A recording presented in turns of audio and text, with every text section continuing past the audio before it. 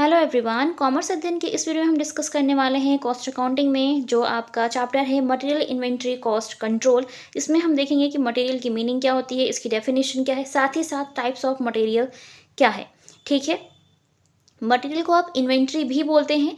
Material जो होता है ये फिजिकल फॉर्म में होता है, इन्वेंट्री जो होती है एक सॉफ्ट कॉपी फॉर्म में होती है। दैट मीन्स ये लिस्ट ऑफ स्टॉक आप बोल सकते हैं कि जो भी गुड्स का स्टॉक है उसकी पूरी इन्फॉर्मेशन एक लिस्ट के तरीके से रखी जाती है पूरा। ठीक है, उसको हम इन्वेंट्री बोलते हैं। ठीक है, मटेरियल क्या होता है? मटेरियल होता है stock of goods. Goods that means मान लीजिए कि आप कोई बिजनेस कर रहे हैं। ठीक है, अब आप बिजनेस जो भी करते हैं तो किसी सामान को यूज़ तो करेंगे ना, किसी सामान के साथ डील तो करेंगे, किसी प्रोडक्ट के साथ। जैसे मान लीजिए आप पेन का बिजनेस कर रहे हैं। ठीक है, तो ये जो पेन है ये आपका प्रोडक्ट है। ठीक, अब यही पेन आपके लिए मटेरियल की तरह यूज़ होगा। ठीक है, और कॉमर्स की लैंग्वेज में सामान को हम गुड्स बोलते हैं, तो स्टॉक ऑफ गुड्स जो भी होगा आप उसको बोलते हो मटेरियल। क्लियर हो गया बच्चे इतना? फिजिकल फॉर्म में अवेलेबल होता है बिजनेस ऑर्गेनाइजेशंस के पास, बिजनेस यूनिट्स के पास, जब भी प्रोडक्ट को बनाया जाएगा तब या फिर सेल किया जाएगा तब। ठीक है, तो जो भी मटेरियल अवेलेबल है, जो भी गुड्स है आपका, जो भी प्रोडक्ट है आपका, आप उसको बोलते हैं मटेरियल। अब ये मटेरियल किसी भी फॉर्म में हो सकता है। वो रॉ मटेरियल हो सकता है, वो फिनिश गुड्स के फॉर्म में मटेरियल हो सकता है, वर्क इन प्रोग्रेस के फॉर्म में वो मटेरियल हो सकता है। ठीक है बच्चे, समझ गए होंगे। इसकी मीनिंग देख लीजिए यहाँ पर। Inventory refers to all those physical stock of goods which are held by manufacturing or business units in their store for smooth selling of journal operation of their businesses। ठीक है, देखिए बच्चा, जो भी स्टॉक ऑफ गुड्स होता है उसी को हम मटेरियल बोलते हैं या फिर इन्वेंट्री बोलते हैं। ठीक है, सो फिजिकल फॉर्म में अवेलेबल होता है, तो जब फिजिकल फॉर्म में अवेलेबल होगा तो आप उसको मटेरियल बोलेंगे। लेकिन उसी फिजिकल फॉर्म में जो आपका मटेरियल अवेलेबल है आप उसको एक लिस्ट में उसको मतलब रखते हैं, उसका रिकॉर्ड रखते हैं लिस्ट बना करके, तो उसको बोलते हैं इन्वेंट्री। ठीक है, तो इन्वेंट्री क्या है? Inventory is a stock of goods. ठीक है, ये जो भी आपका बिजनेस यूनिट है या मैन्युफैक्चरिंग है उस टाइम पे यूज़ होगा, बिजनेसेस यूज़ करेंगे ताकि जो भी उनके जर्नल ऑपरेशंस हैं वो इजीली ऑपरेट किए जा सके। हमेशा उनके स्टोर में इतना स्टॉक ऑफ गुड्स अवेलेबल होता है। ठीक है, इसी चैप्टर में हम पढ़ेंगे मिनिमम लेवल ऑफ स्टॉक क्या होता है, मैक्सिमम लेवल ऑफ स्टॉक क्या होते हैं, है ना, रीऑर्डर लेवल क्या होता है। ये सारी चीज़ें हम इसी चैप्टर में हैं, तो हम वन बाय वन कवर करेंगे। अभी हम देखते हैं इसकी डेफिनेशन क्या होती है। सो अकॉर्डिंग टू ICMA की हम बात करें तो यहाँ पर जो ICMA के अकॉर्डिंग इसकी डेफिनेशन दी गई है वो है आपका inventory means a schedule of items. Schedule समझते हैं, सूची। सूची दैट मीन्स की लिस्ट। ठीक है, schedule of items held at a particular point of time. तो एक पर्टिकुलर पॉइंट ऑफ टाइम पे जो भी आइटम्स की जो लिस्ट बनाई जाती है, जो उसको शेड्यूल किया जाता है पूरे स्टॉक ऑफ गुड्स को, उसको बोलते हैं इन्वेंट्री बच्चा। ठीक है, सो स्टॉक ऑफ गुड्स जो भी होगा वो इन्वेंट्री कहलाता है, एक लिस्ट के फॉर्म में होता है जब भी। क्लियर हुआ इतना? एंड सिंपल सी डेफिनेशन और देख लेते हैं। यहाँ पे लिखा हुआ है it is defined as a stock of goods which are kept in the store in order to ensure smooth and efficient running of business operations. ठीक है, तो यहाँ पर डिफाइन किया गया है कि जो भी स्टॉक ऑफ गुड्स है उसकी एक मिनिमम क्वांटिटी हमेशा अवेलेबल होगी बिजनेस में, ताकि जो भी बिजनेस के ऑपरेशंस है उसको आसानी से ऑपरेट किया जा सके। ठीक है, इफ़िशिएंट जो रनिंग है बिजनेस की वो चलती रहे, वो रुके ना, उनका काम कभी भी ना रुके, उनका काम चलता रहे। ठीक है, बिजनेस का तो इतना स्टॉक ऑफ गुड्स का अवेलेबल होना स्टोर में इम्पॉर्टेंट होता है। It may consist of raw material, जैसा पहले बताया था कि आपके स्टॉक ऑफ गुड्स में जो आपका स्टॉक है, जो आपका मटेरियल है, वो रॉ मटेरियल के फॉर्म में हो सकता है, वर्क इन प्रोग्रेस के फॉर्म में हो सकता है, कंपोनेंट्स के फॉर्म में हो सकता है, पार्ट्स के फॉर्म में हो सकता है, इक्विपमेंट्स के फॉर्म में हो सकता है, फिनिश्ड गुड्स के फॉर्म में भी हो सकता है। अब आप कहेंगे मैम कंपोनेंट्स, पार्ट्स और इक्विपमेंट समझ में नहीं आया। अब बच्चे जैसे मान लीजिए आप पेन का बिजनेस कर रहे हैं तो ये पेन आपके लिए मटेरियल है। ठीक है ना, अब रॉ मटेरियल क्या हो जाता है, वन बाय वन समझा देती हूँ। देखिए, रॉ मटेरियल दैट मीन्स कि पेन अभी बनकर रेडी नहीं हुआ है, आपने सिर्फ मटेरियल को कलेक्ट करना शुरू किया। अब इसको बनाने में डिफरेंट मटेरियल यूज़ हुए हैं।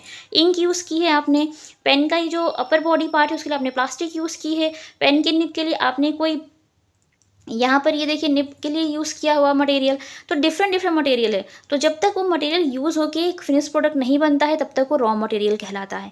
ठीक है, तो जब ये चीज़ें अलग अलग थी तो ये क्या हो गए हैं, आपके रॉ मटेरियल हो गए हैं। ठीक है, रॉ मटेरियल कहलाएंगे। अब जब वर्क इन प्रोग्रेस, जब काम चल रहा होगा इन मटेरियल को यूज़ करके, तो उसको हम बोलेंगे वर्क इन प्रोग्रेस में इतना मटेरियल है। कंपोनेंट्स की बात करें तो उसके डिफरेंट डिफरेंट जो पार्ट्स हैं वो कंपोनेंट्स की तरह काम आते हैं। अब पार्ट्स की बात करें तो अब मान लीजिए निब बनकर रेडी हो गई है, जिस भी मटेरियल से बनी हो वो बनकर रेडी हो गया, तो ये इसका पार्ट है। ठीक है, इसकी जो रिफिल है वो इसका एक पार्ट है। ओके, अब इक्विपमेंट्स की बात करें तो जो भी इक्विपमेंट्स यूज़ हुए वो भी इसका पार्ट होते हैं। फिनिश गुड्स क्या हो गया, अब ये पेन जब बनकर रेडी हो गया है प्रॉपर, ठीक है, तो आप कंप्लीटली जब ये रेडी हो जाएगा तो ये कहलाएगा फिनिश्ड गुड्स। ठीक है, फिनिश्ड गुड्स वो गुड्स होते हैं जो कि कंज्यूमर के थ्रू यूज़ किए जाते हैं। मीन्स कंज्यूमर को आप सेल कर सकते हो, कस्टमर को आप सेल कर सकते हो, वो प्रोडक्ट क्या कहलाते हैं, फिनिश्ड गुड्स कहलाते हैं। क्लियर हो गया ये पॉइंट। अभी हम बात करेंगे इसके टाइप्स ऑफ मटेरियल की। ओके, तो देखते हैं बच्चा types of material. So types of material की बात करें तो यहाँ पर भी टाइप्स ऑफ मटेरियल को डिफरेंट डिफरेंट पार्ट्स में डिवाइड किया गया है। Material has a following types. So material of raw material की यहाँ पे हम बात करेंगे। सो raw material it has the following 2 types. ठीक है, सो रॉ मटेरियल में भी क्या होता है, 2 तरह के होते हैं, एक होता है आपका डायरेक्ट मटेरियल, एक होता है इनडायरेक्ट मटेरियल। ठीक है बच्चा, अब डायरेक्ट मटेरियल क्या होता है, डायरेक्ट मटेरियल वो मटेरियल होता है जिसको आप आसानी से आइडेंटिफाई कर पाते हैं कि हाँ इस प्रोडक्ट में ये इसका डायरेक्ट मटेरियल है और उसके बगैर उस प्रोडक्ट को बनाना नामुमकिन है। ठीक है बच्चा, तो यहाँ पर इसकी मीनिंग देख सकते हैं डायरेक्ट मटेरियल की आप। So direct material is an inseparable part of produced और manufactured commodity. Commodity that means कि सामान जो भी आपने बनाया हुआ है प्रोडक्ट, उसका एक इनसेपरेबल पार्ट होता है। दैट मीन्स कि आप उसको अलग नहीं कर सकते उस कॉमोडिटी से, उसके बगैर वो बनेगा ही नहीं, उसका होना इंपॉर्टेंट है। मीन्स डायरेक्ट मटेरियल का होना इंपॉर्टेंट है। ठीक है, its existence can easily be recognise in its production process. Production process में जब कभी प्रोडक्शन प्रोसेस हो रहा होगा, उस प्रोडक्ट को बनाया जा रहा होगा, तो आप उसको आसानी से रिकॉग्नाइज कर पाएंगे, मीन्स पहचान पाएंगे कि हाँ ये इसका डायरेक्ट मटेरियल है। ठीक है बच्चे, समझ गए। फॉर एग्जाम्पल यहाँ पर देख सकते हैं in production of a machinery, है ना। अब मशीन बना रहे हैं तो मशीन के लिए लोहे की ज़रूरत होती है, तो लोहा जो है वो डायरेक्ट मटेरियल का पार्ट है, आयरन जो है वो डायरेक्ट मटेरियल का पार्ट है, उसके बगैर वो मशीन बनेगी ही नहीं बच्चे। ठीक है, तो ये ध्यान रखिएगा। चलिए, एंड डायरेक्ट मटेरियल की बात करें हम, तो जो ये होता है मटेरियल, इसको आप बोल सकते हैं कि प्राइम कॉस्ट का इंपॉर्टेंट पार्ट होता है। ठीक है, so such material is a part of prime cost. Prime cost समझते हैं ना, प्राइम कॉस्ट वो कॉस्ट होती है जो सबसे पहले हम फाइंड आउट करते हैं, और इस कॉस्ट के बगैर आपका प्रोडक्शन का काम शुरू होता ही नहीं है। ठीक है, तो डायरेक्ट मटेरियल जो होता है वो किसका पार्ट होता है, प्राइम कॉस्ट का पार्ट होता है। तो हम डायरेक्ट मटेरियल की कॉस्ट को प्राइम कॉस्ट में इंक्लूड करते हैं। ओके, इनडायरेक्ट मटेरियल की अब हम बात कर लेते हैं। तो इनडायरेक्ट मटेरियल क्या होता है, सो indirect material is such material whose existence cannot easily be recognized in the production or manufacturing of produced commodities। ठीक है बच्चा, तो यहाँ पर आप क्या करते हैं, इनडायरेक्ट मटेरियल को इजीली पहचान नहीं पाते हैं कि इनडायरेक्ट मटेरियल क्या है। ओके, एग्जाम्पल के तौर पे देख सकते हैं, in the production of readymade garments thread and stud are indirect material. देखिए, अब आप गारमेंट की बात कर लीजिए, कपड़ों की बात कर लीजिए, तो उसका जो डायरेक्ट मटेरियल है वो क्या होगा, फैब्रिक, कौन सा कपड़ा है ना, उसके बगैर तो कोई कपड़ा बन ही नहीं सकता, गारमेंट्स बन ही नहीं सकते, रेडीमेड गारमेंट्स, है ना। तो जो कपड़ा है वो डायरेक्ट मटेरियल है, लेकिन जो उसमें थ्रेड यूज़ हुए हैं, जो धागे यूज़ हुए हैं, जो सिलाई हुई है ना, जो उसमें टाँके लगे हैं, मोतियाँ हैं, वो सब क्या हो जाएंगे, इनडायरेक्ट मटेरियल का पार्ट हो जाएगा। ठीक है, तो ये चीज़ हो जाएगा यहाँ पे। तो आप उसको ईजिली क्या नहीं कर पाते, पहचान नहीं पाते। वैसे चीज़ें सामने होती हैं, लेकिन जो डायरेक्ट मटेरियल है वो ईजिली आप बोल पाते हैं कि ये ये किस कपड़े का है ना, कॉटन है, टेरिकॉट है। तो जो फैब्रिक है वो हो जाएगा आपका गारमेंट्स का डायरेक्ट मटेरियल, और जो उसके धागे हैं वो हो जाएगा indirect material. And this is a part of a factory cost. और ये फैक्ट्री कॉस्ट का पार्ट क्यों है, क्योंकि ये इम्पॉर्टेंट नहीं है इतना। ठीक है, कहेंगे मैम बिना धागों की तो सिलाई होगी नहीं, हाँ नहीं होगी, लेकिन जो मेन इंपॉर्टेंट पार्ट है, क्योंकि काम तो बिना कपड़े के तो शुरू ही नहीं होगा, है ना। जब कपड़ा होगा तभी तो धागों की ज़रूरत पड़ेगी। ठीक है, तो कपड़ा जो होगा वो डायरेक्ट कॉस्ट है, वो प्राइम कॉस्ट में इंक्लूड करेंगे, और जो धागे हैं उनकी कॉस्ट को किस में इंक्लूड करोगे, आप फैक्ट्री कॉस्ट में इंक्लूड करोगे। ठीक है, इतना क्लियर हो गया। सो यकीन करती हूँ इस वीडियो में आपको मटेरियल क्या होता है, साथ ही साथ टाइप्स ऑफ मटेरियल क्या होते हैं, आपको अच्छे से क्लियर हो गया होगा। वीडियो अच्छी लगी हो, मैं आपको अच्छे समझा पाई हूँ, सो कमेंट सेक्शन में कमेंट करके ज़रूर बताइएगा। वीडियो को लाइक ज़रूर कीजिएगा, अपने फ्रेंड्स के साथ शेयर ज़रूर कीजिएगा ताकि उनकी भी हेल्प हो सके। किसी भी टॉपिक से रिलेटेड आपको कोई भी वीडियो चाहिए तो आप मुझे कमेंट सेक्शन में कमेंट करके बता सकते हैं, इंस्टाग्राम पेज पे डायरेक्ट मैसेज करके बोल सकते हैं। मैं पूरी कोशिश करती हूँ कि जो भी आपके क्वेश्चंस होते हैं उसको, जो भी उसका आंसर है वो मैं दे पाऊँ। कॉस्ट अकाउंटिंग में जो आपका चैप्टर है मटेरियल कॉस्ट कंट्रोल, जिसे आप इन्वेंट्री कॉस्ट कंट्रोल भी बोलते हैं, इसमें हम देखेंगे types of materials and types of inventory क्या होता है। देखिए, मटेरियल का मतलब है यहाँ पे जो भी स्टॉक ऑफ गुड्स है उससे रिलेटेड है, जिस भी प्रोडक्ट के साथ आप डील कर रहे हैं। एक बिजनेस प्रोडक्ट बनाता है, जिस प्रोडक्ट के साथ वो अपना बिजनेस करता है, जो भी गुड्स है, ठीक है, उसका जो स्टॉक है हम उसको मटेरियल बोलते हैं। तो मटेरियल किसी भी फॉर्म में हो सकता है, वो रॉ मटेरियल हो सकता है, वो फिनिश गुड्स के फॉर्म में हो सकता है, इक्विपमेंट्स के फॉर्म में हो सकते हैं, पार्ट्स के फॉर्म में हो सकते हैं, ठीक है, वो चीज़। इन्वेंट्री क्या होती है? इन्वेंट्री एक शेड्यूल, एक सूची होती है, एक लिस्ट होती है, किसकी? गुड्स की, है ना, प्रोडक्ट्स की, स्टॉक्स की। तो जो भी आपका स्टॉक ऑफ गुड्स है उसकी जो लिस्ट होती है हम उसको बोलते हैं इन्वेंट्री। तो आप मटेरियल इन्वेंट्री को एक तरह से सेम मान सकते हैं, लेकिन यहाँ पर देखा जाए तो जो मटेरियल होता है, जो भी सामान होता है, वो फिजिकल फॉर्म में अवेलेबल होता है। जो इन्वेंट्री होती है एक शेड्यूल होती है, schedule of stock of goods होते हैं ये, ठीक है। तो ये आप समझ सकते हैं, ये लिस्ट के फॉर्म में होता है। ओके, अभी हम बात करेंगे इसके टाइप्स की, तो वीडियो के साथ इन तक बने रहेगा ताकि हर एक पॉइंट आपको अच्छे से क्लियर हो जाए। देखते हैं टाइप्स ऑफ मटेरियल और इन्वेंट्री में किस तरह से इसको डिवाइड किया गया है। मटेरियल्स ऑफ रॉ मटेरियल, तो सबसे पहले जो है वो आपका रॉ मटेरियल, और ये 2 टाइप्स का होता है, डायरेक्ट मटेरियल और इनडायरेक्ट मटेरियल बच्चे, ठीक है। समझिए, इसको डिटेल में समझेंगे अभी इसी वीडियो में, तो वीडियो के साथ एंड तक बने रहिएगा। सेकेंड है आपका materials of work in progress. Work in progress material का मतलब है बच्चा कि ऐसा मटेरियल जो कि अभी मीन्स प्रेजेंट टाइम में तो यूज़ नहीं हुआ है प्रोडक्शन के कामों में, लेकिन फ्यूचर में जो भी प्रोडक्शन होगा उसमें उसको यूज़ किया जाएगा, तो वो होता है work in progress. That means कि ये जो मटेरियल होते हैं रखे होते हैं बाद में यूज़ करने के लिए। नेक्स्ट है materials of finished goods. Material of finished goods का मतलब है बच्चा यहाँ पर ऐसे प्रोडक्ट से है जो कि बनकर तैयार हो चुके हैं, जो कि प्रोड्यूस्ड किए जा चुके हैं, बनाए जा चुके हैं और डिलीवर होने के लिए रेडी हैं। दैट मीन्स कि कंज्यूमर तक पहुंचने के लिए रेडी हैं। तो जब कंज्यूमर तक जाते हैं तो उसको कंज्यूमर्स क्या करते हैं? कंज्यूम करते हैं, यूज़ करते हैं। दैट मीन्स कि कस्टमर उसको परचेज कर सकता है, तो वो होता है आपका फिनिश्ड गुड्स, ये वाले मटेरियल, ठीक है बच्चे। नेक्स्ट है materials of equipments. Materials of equipment का मतलब है यहाँ पे बच्चा पार्ट से है, जैसे कुछ किसी मशीनरी का कोई पार्ट हो गया, लूज एंड टूल्स हो गए, ठीक है। तो जो इस टाइप के मटेरियल्स होते हैं वो जो होता है आपका कहलाता है मटेरियल्स ऑफ इक्विपमेंट्स। जैसे स्क्रू एंड बोल्ट हो गए, है ना, वो सब क्या हो जाएंगे? आपके मटेरियल्स ऑफ इक्विपमेंट। अभी हम डिटेल में देखेंगे रॉ मटेरियल के जो टाइप्स हैं उसमें डायरेक्ट और इनडायरेक्ट कैसे फाइंड आउट करते हैं आप, ठीक है।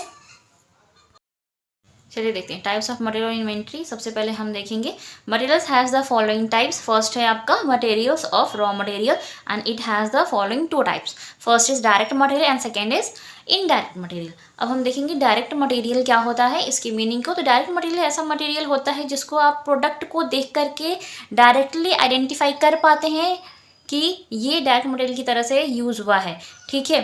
जैसे कि मान लीजिए अब ये पेन है, पेन का यूज़ क्या होता है? लिखने के लिए होता है। कब लिख पाएंगे आप? जब उस पेन में इंक होगी। तो इम्पॉर्टेंट मटेरियल कौन सा है? इंक है।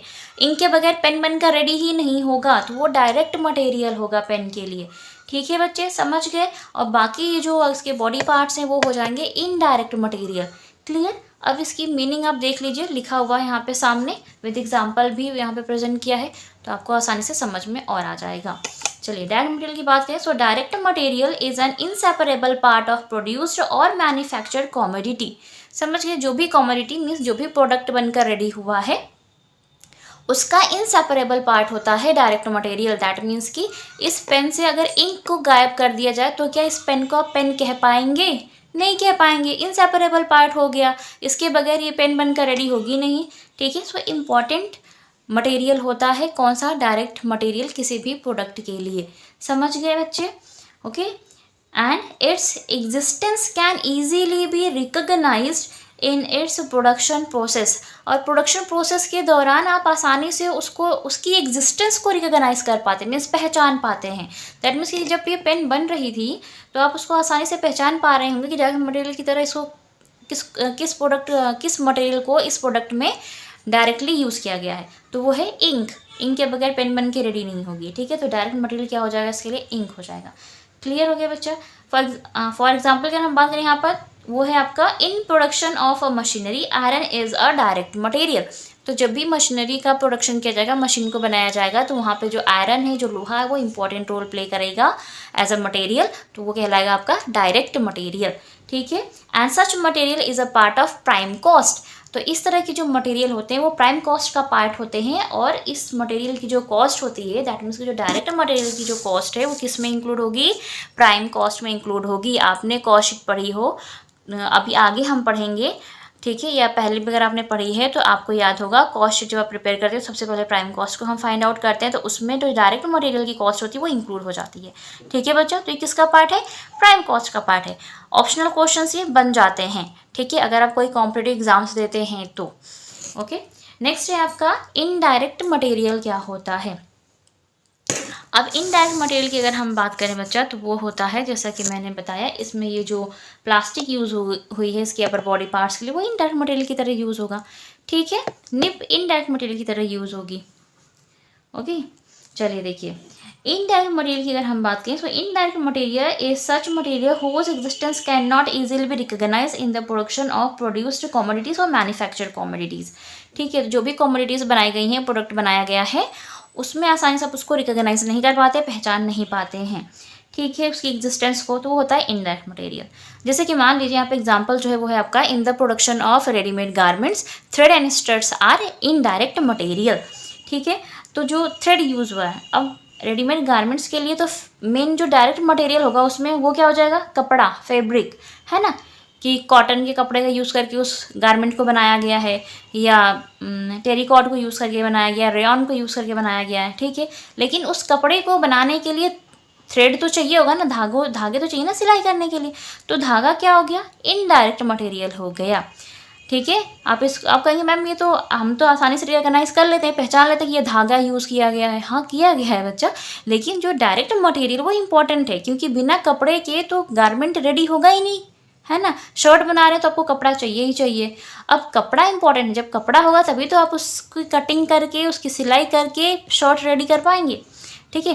थ्रेड तो बाद में आएगा, सबसे पहले तो कपड़ा आएगा, ठीक है, फैब्रिक आएगा, समझ गए। तो फैब्रिक क्या हो गया, डायरेक्ट मटेरियल, और उसके जो थ्रेड एंड स्टड्स हो जाएंगे वो क्या हो जाएंगे, इनडायरेक्ट मटेरियल। क्लियर बच्चे। और इस तरह की जो कॉस्ट होती है, ये पार्ट होता है फैक्ट्री कॉस्ट का। This is a part of factory cost, ठीक है। किस में इंक्लूड करेंगे आप, फैक्ट्री कॉस्ट में, ठीक है। क्लियर हो गया होगा ये सारा पॉइंट। नेक्स्ट हम देखेंगे जो आपका वर्क इन प्रोग्रेस मटेरियल है वो क्या होता है, उसकी मीनिंग हम देखते हैं। Materials of work in progress, ठीक है बच्चा। The material which has not been used at present in production process but it is to be used in future. Stock of such material is called materials of work in progress. देखिए बच्चा, जो भी stock of material होता है जिस भी product का, उसे प्रेजेंट में ना यूज़ करके फ्यूचर में यूज़ किया जाता है, तो आप उसको बोलते हैं कि वर्क इन प्रोग्रेस में कुछ मटेरियल्स हैं, ठीक है। तो जब फ्यूचर में प्रोडक्शन का काम होगा तो उन मटेरियल्स को यूज़ किया जाएगा, तो ऐसे मटेरियल को हम बोलते हैं materials of work in progress, ठीक है। In such type of materials, इसमें आते हैं वो मटेरियल्स आ जाता है, materials expenses, labour expenses and work expenses are included. तो जो आपका materials of work in progress होता है वो आपको समझ में आया क्या क्या आता है। मटेरियल के एक्सपेंसेस आते हैं, लेबर के एक्सपेंसेस इसमें इंक्लूड किए जाते हैं, एंड जो वर्क एक्सपेंसेस होते हैं उनको इंक्लूड किया जाता है, ठीक है बच्चा। क्लियर हुआ, ओके। देखते हैं next point, materials of finished goods की हम बात करेंगे यहाँ पे बच्चा। So the materials which has been completely finished in production process. देखिए, जो भी प्रोडक्शन प्रोसेस में बनकर रेडी हो चुके हैं मटेरियल में, फाइनली वो रेडी हैं मटेरियल्स बनकर, ठीक है, प्रोडक्ट बनकर रेडी है। Stock of such material is called materials of finished goods. तो इस तरह के मटेरियल के स्टॉक को हम बोलते हैं फिनिश्ड गुड्स, ठीक है।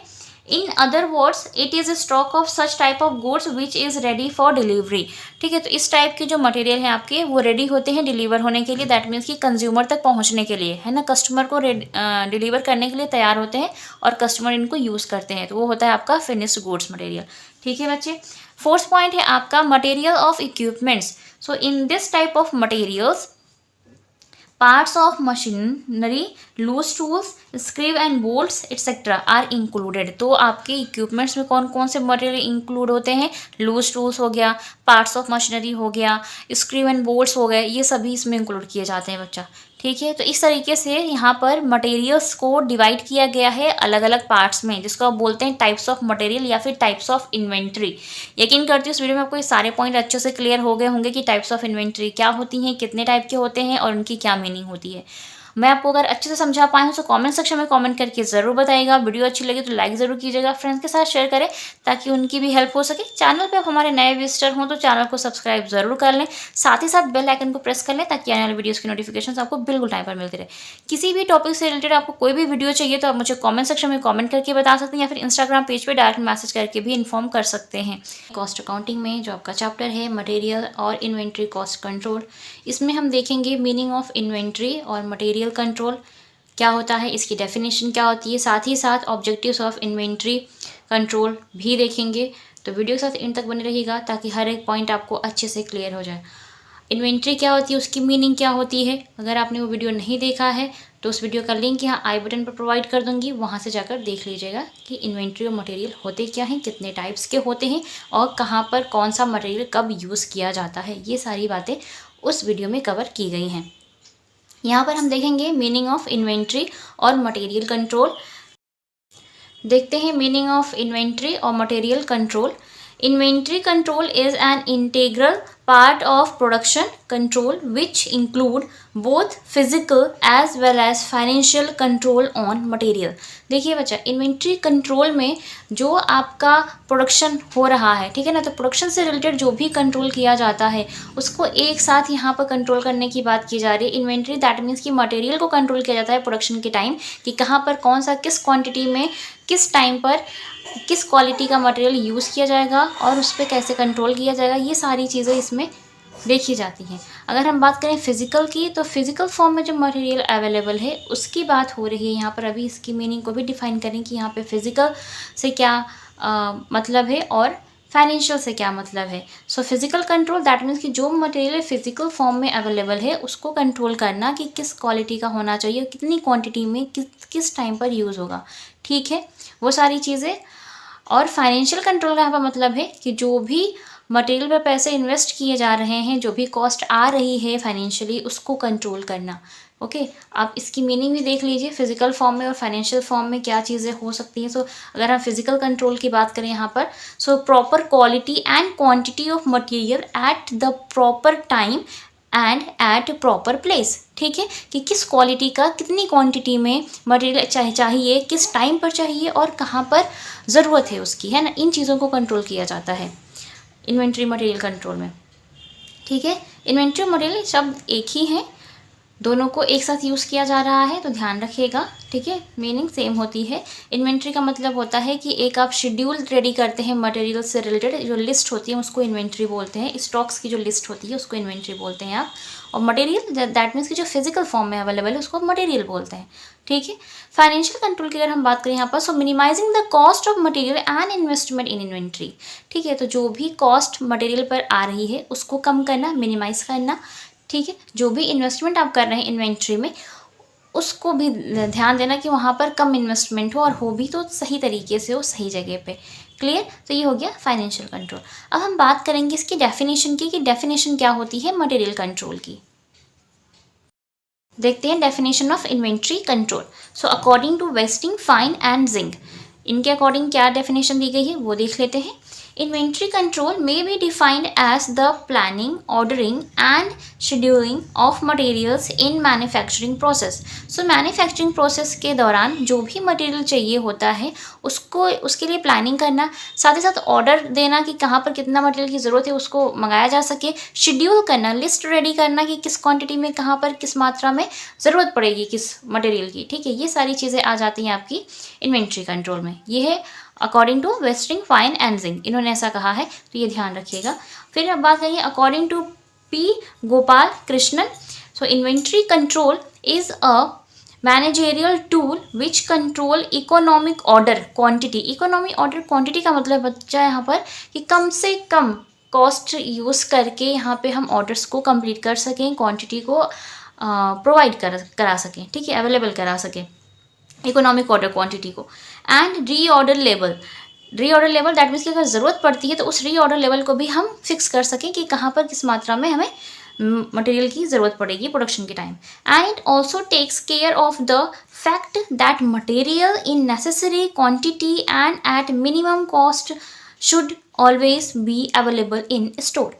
साथ ही साथ स्टोर में इतनी कॉस्ट का जो मटेरियल है वो अवेलेबल हो ताकि ज़रूरत पड़ने पर उस क्वांटिटी को यूज़ किया जा सके प्रोडक्शन के टाइम, ठीक है। तो ये है आपके गोपाल कृष्णन के अकॉर्डिंग, ध्यान रखिएगा डेफिनेशन। आप क्योंकि जब भी आप डेफिनेशन लिखते हैं तो आपको अकॉर्डिंग टू राइटर उनके वर्ड्स में वर्ड टू वर्ड ही लिखना होता है, आप उसको हेर फेर उसके साथ नहीं कर सकते, ठीक है बच्चा, ये ध्यान रखिएगा। अभी हम बात करेंगे ऑब्जेक्टिव्स ऑफ इन्वेंट्री कंट्रोल की। देखते हैं ऑब्जेक्टिव्स ऑफ इन्वेंट्री और material control. The main objective of inventory control are as follow. So first है आपका operating objectives. Operating objective that means कि जब कभी प्रोडक्शन का काम ऑपरेट किया जा रहा होगा तो उस टाइम पे क्या ऐसे उद्देश्य होते हैं जो आपको प्राप्त करने हैं, ठीक है। सो फर्स्ट पॉइंट है आपका अवेलेबिलिटी ऑफ मटेरियल्स। तो सबसे पहले कि मटेरियल की अवेलेबिलिटी होनी चाहिए, जिस भी मटेरियल की ज़रूरत है प्रोडक्शन के काम में वो अवेलेबल होना चाहिए, अगर वही नहीं है तो कैसे होगा प्रोडक्शन, ठीक है। फिर avoidance of wastage. Avoidance of wastage that means कि जो भी मटेरियल यूज़ नहीं हो पा रहे हैं, गलत तरीके से यूज़ हो रहे हैं या वेस्ट हो रहे हैं, किसी भी कारण से वेस्ट हो सकता है, वो चोरी हो सकता है, वो गिर सकता है ना, वो जल सकता है, तो उसको रोकना, ठीक है। And promotion of manufacturing efficiency. यहाँ पर जो मैन्युफैक्चरिंग एफिशिएंसी है उसको प्रमोट करना कि ताकि जो भी प्रोडक्शन काम है वो और अच्छे से कार्यकुशलता के साथ किया जा सके, ठीक है बच्चा, ये ध्यान उसको प्रमोट करना। नेक्स्ट है better service to customer. Customer को बेटर सर्विसेज प्रोवाइड कीजिए ताकि जो भी कस्टमर है वो आपके प्रोडक्ट को यूज़ करते हैं तो आपको फीडबैक मिलता है, तभी आपका बिजनेस आगे जाता है। तो अपने कस्टमर को आपको अच्छी सर्विसेज प्रोवाइड करनी है, ठीक है। फिर डिटर्मिनेशन ऑफ डिफरेंट लेवल्स। अब डिफरेंट जो लेवल्स होते हैं, ठीक है ना, ऑर्डर्स के, उसको डिटर्मिन करना, उसको निर्धारित करना, जैसे कि मिनिमम लेवल ऑफ मटेरियल होता है, मैक्सिमम लेवल क्या होना चाहिए, है ना, रीऑर्डर लेवल क्या होना चाहिए, जो आपका इकोनॉमिक ऑर्डर क्वांटिटी है वो उसको कैसे डिफाइन करना, किस मात्रा में होना चाहिए, ये सारी चीज़ें पहले से डिसाइड होनी चाहिए। एवरेज लेवल भी होता है, एवरेज ऑर्डर लेवल वो कैसे निकलता है, ये सारी चीज़ें भी होनी चाहिए। नेक्स्ट है आपका efficient system of storage. Storage के लिए इफ़िशिएंट सिस्टम होना चाहिए, स्पेस होना चाहिए, ताकि जो भी प्रोडक्ट है, जो भी मटेरियल है, एक्सेस मटेरियल जो है उसको आसानी से स्टोर करके रखा जा सके, ठीक है। तो ये हो गया इनके ऑपरेटिंग ऑब्जेक्टिव्स जो कि किससे रिलेटेड है, प्रोडक्शन के कामों से रिलेटेड है। नेक्स्ट देखेंगे हम फाइनेंशियल ऑब्जेक्टिव्स। ये भी प्रोडक्शन के काम से ही रिलेटेड है क्योंकि कॉस्ट अकाउंटिंग जब आप पढ़ते हैं तो उसमें प्रोडक्शन का ही काम चल रहा होता है, ओके। सो फाइनेंशियल ऑब्जेक्टिव्स में फर्स्ट पॉइंट की अगर हम बात करें बच्चा तो वो है आपका optimum investment. Optimum investment that means कि ज़्यादा से ज़्यादा और सही जगह पे पैसे को इन्वेस्ट किया जा सके, मीन्स फाइनेंशियल इन्वेस्टमेंट से रिलेटेड है ये पॉइंट, ध्यान रखिएगा, ठीक है। फिर है मिनिमम कॉस्ट ऑफ इन्वेंट्री। जो भी स्टॉक्स हैं या इन्वेंट्री है, जो मटेरियल है उसकी जो कॉस्ट है वो कम से कम आए, कम से कम लागत में ज़्यादा से ज़्यादा उत्पादन किया जा सके, इस बात का ध्यान देना चाहिए। तो ये भी फाइनेंशियल ऑब्जेक्टिव्स का पार्ट है। Then optimum stock turnover. यहाँ पे हम ऑप्टिमम स्टॉक टर्नओवर की बात करें तो इस पर फोकस किया जाता है कि जो स्टॉक टर्नओवर है वो ज़्यादा हो, सही तरीके से हो। तो उसको यहाँ पे कैलकुलेट कैसे किया जाता है, तो यहाँ पर देख सकते हैं कि उसका क्या मतलब है और कैसे उसको कैलकुलेट करते हैं आप। So cost of goods sold divide by average stock जब आप करेंगे तो आपका ऑप्टिमम स्टॉक टर्नओवर आ जाता है, ठीक है। सो टर्नओवर जो हो वो इस रेशियो में होना चाहिए, cost of goods sold divide by average stock, ये ध्यान रखिएगा, ओके बच्चे। तो आज की वीडियो में इतना ही। यकीन करती हूँ ये वीडियो आपको पसंद आई होगी, आपके लिए हेल्पफुल रही होगी। तो वीडियो को लाइक ज़रूर कीजिएगा, साथ ही साथ आप अपने फ्रेंड्स के साथ शेयर कीजिएगा ताकि उनकी भी हेल्प हो सके। चैनल पे आप हमारे नए विजिटर हो, चैनल को सब्सक्राइब कर लें और बेल आइकन को प्रेस कर लें ताकि आने वाली वीडियोज़ की नोटिफिकेशन आपको बिल्कुल टाइम पर मिलती रहे। सो आज की वीडियो में इतना ही। इसमें हमने कवर किया मीनिंग और डेफिनेशन ऑफ इन्वेंट्री कंट्रोल, साथ ही साथ इसके क्या ऑब्जेक्टिव्स होते हैं उसको देखा। नेक्स्ट वीडियो में हम बात करेंगे functions, advantages, disadvantages and scope of inventory control की, ठीक है बच्चे।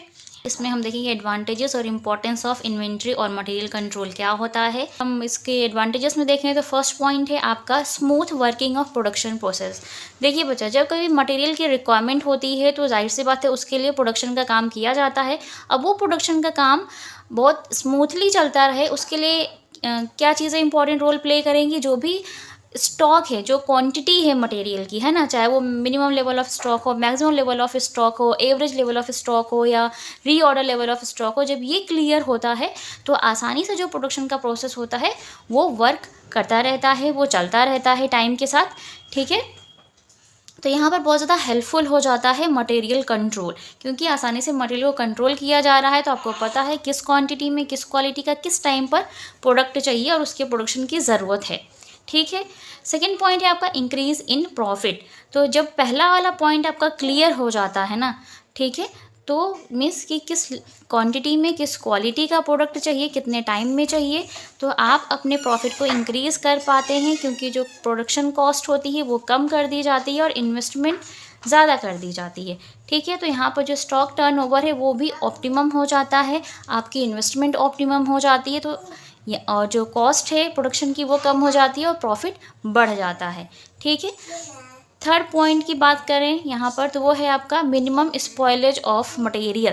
तो यहाँ पे जो मटेरियल के लॉसेस होते हैं वो कम हो जाते हैं।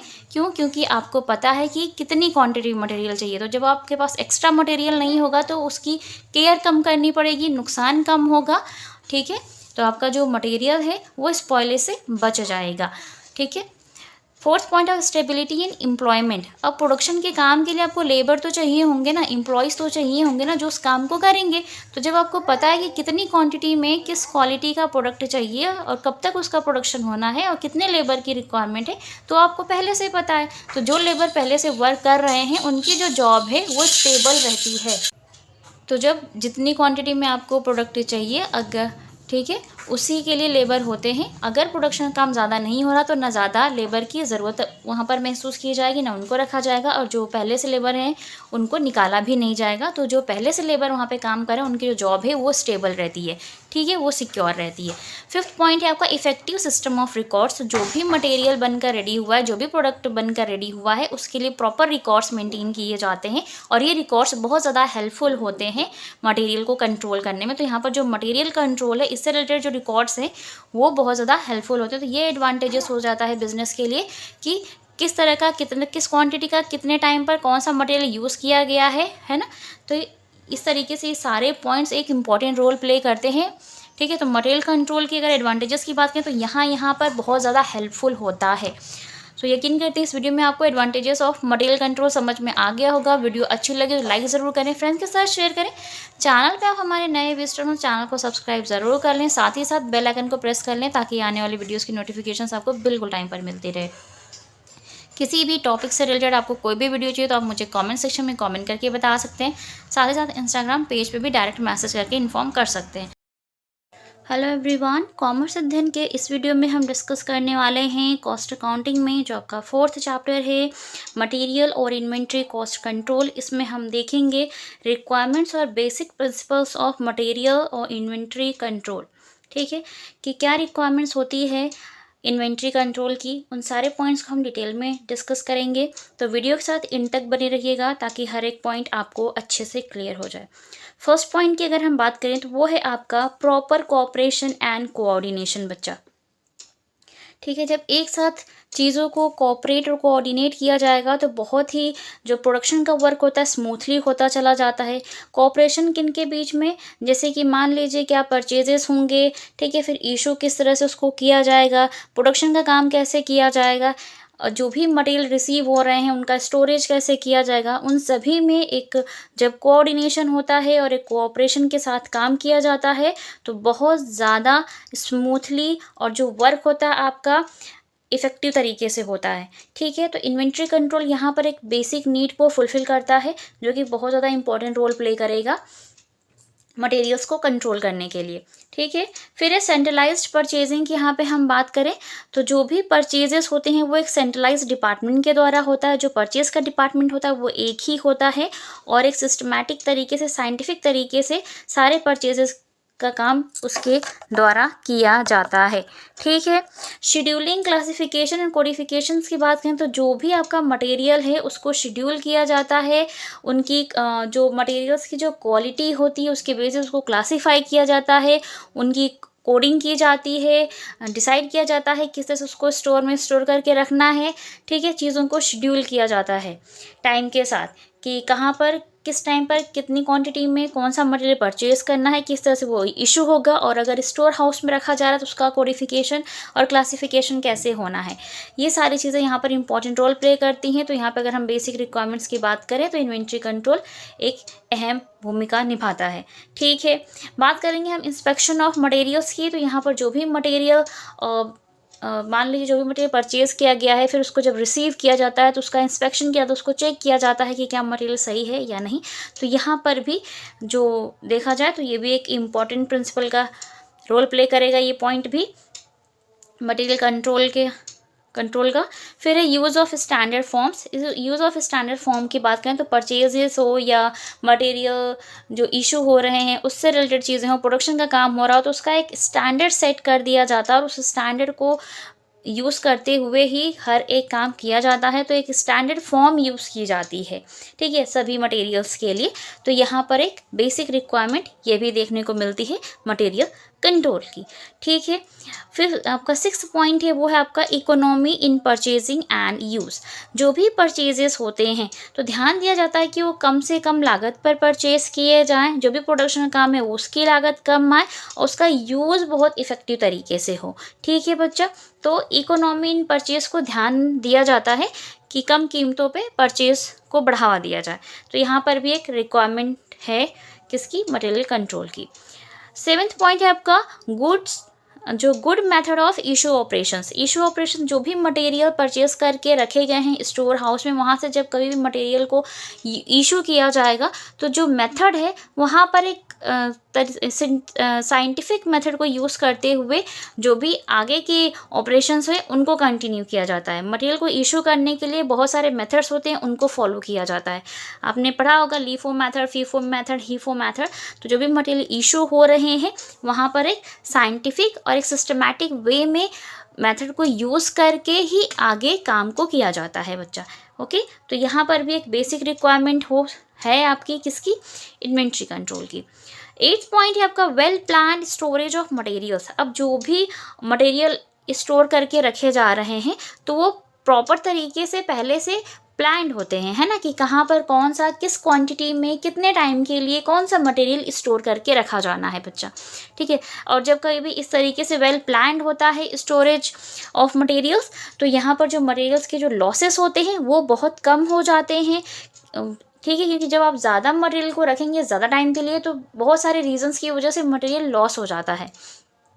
ओके, 9th पॉइंट आपका परपेचुअल इन्वेंट्री सिस्टम। तो यहाँ पे जो परपेचुअल इन्वेंट्री सिस्टम है वो ध्यान में रखने वाला है। तो यहाँ पर जो भी इन्वेंट्री को कंट्रोल करने का जो सिस्टम है वो लगातार चलता रहता है, वो सिस्टमैटिक तरीका हमेशा फॉलो किया जाता है बच्चा। ठीक है, तो जब आप एक जैसा मेथड ही यूज़ करेंगे इन्वेंट्री सिस्टम को कंट्रोल करने के लिए, मटेरियल्स को कंट्रोल करने के लिए, तो ईजी हो जाता है और बहुत ज़्यादा उसकी रिक्वायरमेंट होती है मटेरियल को यूज़ करने में, तो सेम मेथड को यूज़ किया जाता है। 10th पॉइंट अगर हम बात करें तो वो है आपका internal check. Internal check that means कि जो भी मटेरियल हैं उसको इंटरनली चेक करना, देखना कि कौन सा मटेरियल किस क्वांटिटी में है, कब तक उसकी रिक्वायरमेंट होगी, ये सारी चीज़ें देखी जाती है जहाँ पर मटेरियल कंट्रोल एक इंपॉर्टेंट रोल प्ले करता है। ठीक है, तो यहाँ पर एक बेसिक प्रिंसिपल्स देखने को मिलता है इसका। ठीक है, 11th पॉइंट है proper determination of stock level. आपको पता है कि जब आप मटेरियल कंट्रोल पढ़ रहे होते हैं तो वहाँ पे डिफरेंट स्टॉक लेवल्स होते हैं जो कि डिसाइड किए जाते हैं, डिटर्मिन किए जाते हैं। तो जो डिटर्मिनेशन है स्टॉक लेवल्स का यहाँ पर प्रॉपर तरीके से किया जाता है, चाहे वो मैक्सिमम स्टॉक लेवल हो, मिनिमम स्टॉक लेवल हो, रीऑर्डर लेवल हो या ईओक्यू लेवल हो। ठीक है बच्चा, 12th पॉइंट है आपका careful choice of material issuing price. यहाँ पर जो मटेरियल इशू करने का जो प्राइस है वो बहुत केयरफुली तरीके से किया जाता है। जो careful choice of material issue pricing होती है वो डिपेंड करता है कि किस मेथड के अकॉर्डिंग कैसे वहाँ पर जो मटेरियल्स हैं किस प्राइस पर इशू होने हैं। ठीक है, तो यहाँ पर भी एक इसकी रिक्वायरमेंट देखने को मिलती है। 13 पॉइंट है आपका प्रॉपर रिकॉर्ड्स एंड अकाउंटिंग। जो भी मटेरियल्स हैं उनके लिए प्रॉपर रिकॉर्ड्स एंड अकाउंटिंग को मेंटेन किया जाता है, तो इसकी रिक्वायरमेंट देखने को मिलती है। तो कोई भी काम होता है अकाउंटिंग में तो उसका रिकॉर्ड तो रखा जाता है, उसके लिए अकाउंट्स भी प्रिपेयर किए जाते हैं जहाँ पर फाइनेंसेस में हेल्प मिल जाती है। ठीक है, फाइनेंसेस को हैंडल करने में हेल्प मिलती है। सो यकीन करते हैं इस वीडियो में आपको ये सारे पॉइंट्स समझ में आ गए होंगे, जो कि बेसिक प्रिंसिपल्स ऑफ मटेरियल हैं या फिर रिक्वायरमेंट्स ऑफ मटेरियल कंट्रोल भी बोल सकते हैं इसे। ठीक है बच्चा, तो वीडियो अच्छी लगी तो लाइक ज़रूर कीजिएगा, फ्रेंड्स के साथ शेयर करें। चैनल पे आप हमारे नए विजिटर हो, चैनल को सब्सक्राइब कर लें, साथ ही साथ बेल आइकन को प्रेस कर लें ताकि आने वाली वीडियोस की नोटिफिकेशन आपको बिल्कुल टाइम पर मिलती रहे। किसी भी टॉपिक से रिलेटेड कोई भी वीडियो चाहिए तो आप मुझे कमेंट सेक्शन में कमेंट करके बता सकते हैं, साथ ही साथ इंस्टाग्राम पेज पे मैसेज करके बता सकते हैं। इसमें देखने वाले हम इकोनॉमिक ऑर्डर क्वांटिटी क्या होती है इसको डिटेल में समझेंगे, एंड इसके कैसे कौन से फैक्टर्स हैं जो इसको डिटरमिन करते टाइम आपको ध्यान में रखना है। तो वीडियो के साथ इन तक बने रहिएगा ताकि हर एक पॉइंट आपको अच्छे से क्लियर हो जाए। इससे पहले जो भी चैप्टर्स हैं उनकी वन शॉट वीडियो आपको इसी चैनल पर मिल जाएगी, तो चैनल पर विजिट करके प्लेलिस्ट सेक्शन में जाकर जो वन शॉट प्लेलिस्ट है उसको ज़रूर चेकआउट कर लीजिएगा। आपको चैप्टर वाइज वीडियोस दिखेंगी वहाँ पे। अभी हम बात करते हैं इकोनॉमिक ऑर्डर क्वांटिटी की। सो इकोनॉमिक ऑर्डर क्वांटिटी जिसे आप शॉर्ट फॉर्म में बोलते हैं EOQ, which is also known as economic lot size.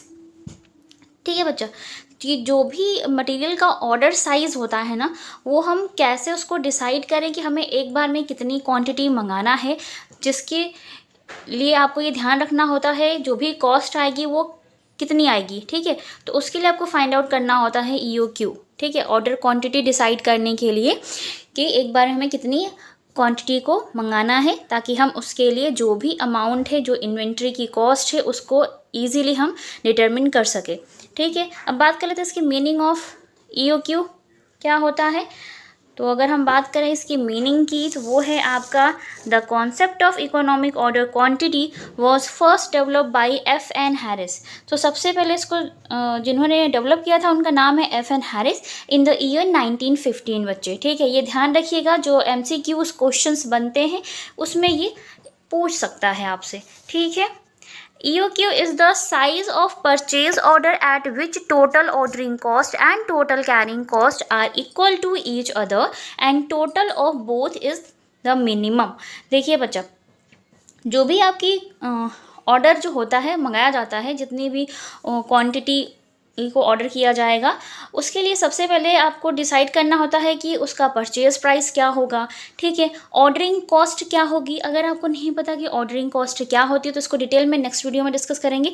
Ordering cost का मतलब बच्चा जो भी आप एक्स्ट्रा खर्चे देते हो पर ऑर्डर के अकॉर्डिंग इसको चार्ज किया जाता है, और टोटल कैरिंग कॉस्ट को भी यहाँ पर कंसिडर किया जाता है। तो कैरिंग कॉस्ट क्या होता है कि जब भी आप जो भी मटेरियल मंगवा रहे हैं उसको कैरी करने में, उसके रख रखाव पर जो भी खर्चा हो रहा है, जैसे आप कहीं उसके लिए वेयर हाउस होगा तो उसका रेंट पे कर रहे होंगे, है ना, उसके लिए आप जो आपका वॉचमैन है उसको दे रहे होंगे कुछ पैसे, तो बहुत सारी चीज़ें यहाँ पे मैटर करेंगी। तो जो भी खर्चे उसकी कैरिंग से रिलेटेड होंगे उसको बोलते हैं हम कैरिंग कॉस्ट। ठीक है, तो ज़्यादातर जो आपका ये कैरिंग कॉस्ट है और जो ऑर्डरिंग कॉस्ट है वो सेम आता है, एक ही होता है, बराबर होता है एक दूसरे के। ओके, और मिनिमम होता है। तो हमेशा EOQ के थ्रू हम ये पता करते हैं कि हमें एक बार में कितना ऑर्डर करना है, कितनी क्वांटिटी का जो मटेरियल है वो ऑर्डर करना है, साथ ही साथ उसका क्या प्राइस आएगा और उस प्राइस को कैसे मिनिमम किया जा सकता है ना। तो मिनिमम प्राइस पर, मिनिमम कॉस्ट पर आपको क्या करना होता है, क्वांटिटी ऑर्डर करनी होती है। तो उसके लिए यहाँ पे पूरी कैलकुलेशन होती है, कैसे कैलकुलेट करते हैं हम इसको भी नेक्स्ट वीडियो में डिस्कस करेंगे। इसके जो प्रैक्टिकल क्वेश्चन है उसको भी करवाएंगे। ठीक है, तो चैनल के साथ बने रहिएगा। आगे हम देख लेते हैं यहाँ पर और क्या चीज़ें हैं। In fact, EOQ can also be called as an ideal और optimal size of orders। ठीक है बच्चा, तो EOQ को आप ये समझ सकते हैं कि इसको क्या क्या बोल सकते हैं हम, आइडियल साइज ऑफ ऑर्डर्स बोल सकते हैं, ऑप्टिमल साइज ऑफ ऑर्डर्स भी बोल सकते हैं। In which it is kept in consideration that ordering and carrying cost of inventory should be minimum. तो ये ध्यान रखना होगा हमें कि ध्यान रखते हैं कि जो भी आपकी कैरिंग कॉस्ट या ऑर्डरिंग कॉस्ट या इन्वेंट्री से रिलेटेड है वो कम से कम हो, साथ ही साथ उसका जो परचेज प्राइस है वो भी कम हो, और हो सके तो चीज़ें हमें डिस्काउंट पर अवेलेबल हो पाए, ताकि जो भी आपकी इकोनॉमी ऑर्डर क्वांटिटी है उसका जो भी पहले से पर्पस डिसाइड हो चुका है कि कम से कम लागत पर ज़्यादा से ज़्यादा क्वांटिटी को ऑर्डर किया जा सके, उसको यहाँ पर आसानी से अचीव करने की कोशिश की जाती है EOQ के थ्रू। तो ये ध्यान रखेंगे हम, ठीक है। आगे देखते हैं और क्या हो सकती हैं चीज़ें। अभी हम यहाँ पे बात करेंगे factors affecting the size of economic order.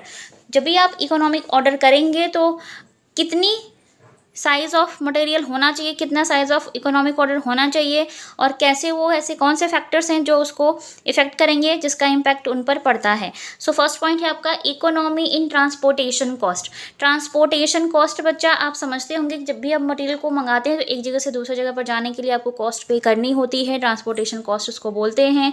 तो ये ध्यान रखना कि ट्रांसपोर्टेशन कॉस्ट हो वो कम से कम हो, बहुत मिनिमम हो, ताकि जो भी आपका इकोनॉमी ऑर्डर है उसका जो प्राइस है वो कम आ सके, उसकी जो कॉस्ट है वो कम हो, ठीक है। तो ये कॉस्ट यहाँ पे मैटर करेगी। सेकेंड पॉइंट है benefits of facilities offered by the supplier. देखो जो भी सप्लायर हैं जहाँ से आप मटेरियल को मंगवा रहे हैं, अपने ऑर्डर को फुलफ़िल कर रहे हैं, वो क्या करते हैं कि वो उनके बहुत सारे ऑफ़र होते हैं, वो देते हैं, लाइक वो ट्रेड डिस्काउंट आपको प्रोवाइड कर सकते हैं। तो जो ट्रेड डिस्काउंट है इससे क्या होता है कि कॉस्ट कम हो जाती है, परचेज प्राइस कम हो जाता है, ठीक है। तो ये जो बेनिफिट है इस फैसिलिटी का भी इम्पैक्ट डालता है किस पर, आपकी इकोनॉमी ऑर्डर पे, ठीक है। तो ये ध्यान रखिएगा। फिर है financial position of the business. अब बिजनेस की फाइनेंशियल पोजीशन कैसी है, अगर उसके जो भी रिसोर्सेज हैं अगर वो लिमिटेड हैं, तब तो आपकी जो इकोनॉमी ऑर्डर, जो साइज़ ऑफ ऑर्डर है वो रिड्यूस हो जाएगा, मीन्स कम क्वांटिटी आप मंगाएंगे, कम ऑर्डर करेंगे, है ना।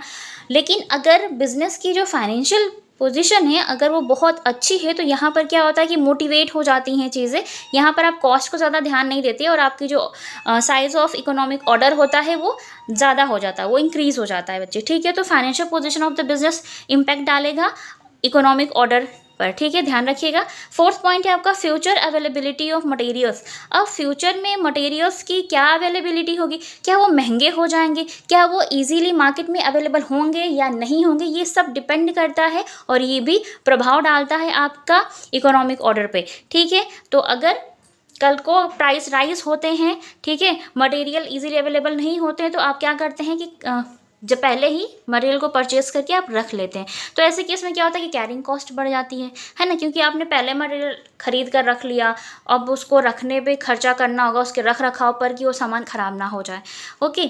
और अगर मटेरियल के जो प्राइजेस वो कम ही रहेंगे, फ्यूचर में नहीं बढ़ेंगे, इजीली अवेलेबल होगा, तो आप अपनी ज़रूरत के हिसाब से जब मटेरियल कम होने लगे, उसके जो लेवल है वो मिनिमम होने लगे, तब आप उसको खरीद सकते हैं। ये सारी चीज़ें भी बहुत प्रभाव डालेंगी इकोनॉमिक ऑर्डर पे, ठीक है बच्चा। अब हम बात करते हैं कुछ अजम्पशन की। Assumption of economic order quantity क्या होते हैं, ठीक है। तो चलिए फर्स्ट अजम्पशन की यहाँ पे बात करें तो वो है आपका कंजप्शन ऑफ कांस्टेंट रेट।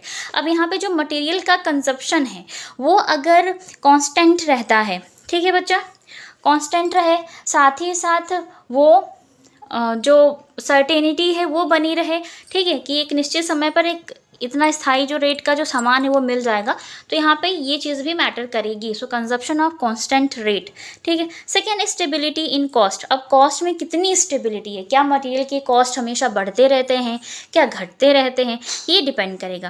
और अगर स्टेबल है तब तो बहुत अच्छी बात है, लेकिन ये एक अजम्पशन है, कभी भी मटेरियल की कॉस्ट स्टेबल नहीं होती हैं।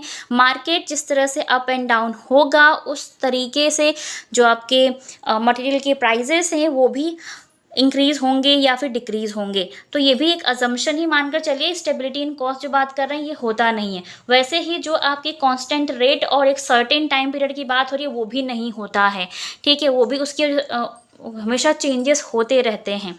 फिर सर्टेनिटी ऑफ लीड टाइम। अब ये भी एक अजम्पशन की तरह काम करता है। क्या लगता है आपको, लीड टाइम जो है वो सर्टेन रहेगा? नहीं, निश्चित रहेगा नहीं, वो आपके टाइम के अकॉर्डिंग चीज़ें हमेशा एक जैसी नहीं होती, कुछ भी निश्चित नहीं होता है, तो कुछ भी हो सकता है, तो ये भी एक एजम्पशन है। नेक्स्ट है इंस्टेंटेनियस रिप्लेनिशमेंट। जैसे मान लीजिए आपका जो भी मिनिमम लेवल ऑफ स्टॉक है अगर वो कम होने लगता है, अगर वो क्वांटिटी ऑफ मटेरियल ख़त्म होने लगता है, तो फिर आपको ऑर्डर तो करना ही पड़ता है ना। तो इस तरीके से यहाँ पर भी एक अजम्पशन देखने को मिलती है। ठीक है।